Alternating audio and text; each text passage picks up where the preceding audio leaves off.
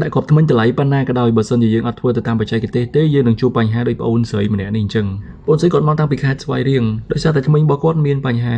ទីមួយសើចមកអត់ស្អាតគឺថ្មិញនឹងខ្លីៗបញ្ហាទីពីរធំបំផុតហ្នឹងគឺវាស្រកអញ្ចាញថ្មិញដូចបងប្អូនឃើញអញ្ចឹងវាហើបគល់ថ្មិញអញ្ចាញថ្មិញហ្នឹងគឺស្រកចុះក្រោមតែម្ដងសើចមកឃើញគល់ថ្មិញធម្មជាតិរបស់គាត់តែម្ដងអញ្ចឹងគាត់ក៏បានមកជួបខ្ញុំដើម្បីកែប្រែ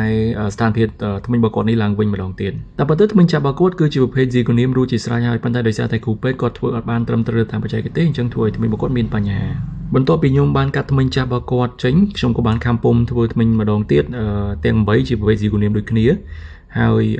នេះគឺជាដំណាក់កាលមួយដែលខ្ញុំកែប្រែរូបរាងថ្មិញការកែប្រែរូបរាងថ្មិញនេះគឺយើងកែប្រែទៅតាមអ្វីដែលបងអូនស្រីគាត់ចង់បានបន្ទាប់ពីយើងកែប្រែរួចហើយយើងទទួលបានក្របថ្មិញដែលស្រស់ស្អាតទៅតាមអ្វីដែលបងអូនស្រីគាត់ចង់បានអញ្ចឹងស្ថានភាពថ្មិញក្រោយនេះគឺមានរូបរាងស្អាតជាងមុនហើយវាមានប្រវែងវែងជាងថ្មិញមុនទាំងខាងក្នុងនិងខាងក្រៅមើលទៅស្រស់ស្អាតជាងមុនហើយនេះគឺជាអ្វីដែលបងអូនស្រីគាត់ចង់បានហើយខ្ញុំក៏បានភ្ជាប់ថ្មិញនេះជូនគាត់នៅក្នុងមាត់តែម្ដង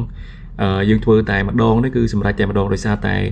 បងអូនស្រីគាត់នៅឆ្ងាយនៅដល់បាវិតព្រំដែនវៀតណាមខ្មែរវៀតណាមមកអញ្ចឹងយើងព្យាយាមធ្វើការងារបែបណាឲ្យបានលឿនរហ័សកុំឲ្យគាត់ខាតពេលច្រើនដងយើងអត់ចង់ឲ្យគាត់ឡើងចុះអរគុណបើសិនជាបងប្អូនមានត្រូវការចង់ផ្លាស់ប្ដូរគ្រាប់ថ្មិញអីអាចតាក់ទងមកពេទ្យថ្មិញមង្គលបានដែលមានលេខទូរស័ព្ទនៅលើអេក្រង់នេះស្រាប់អាចឆាតមកតាម Telegram ក៏បានអរគុណច្រើន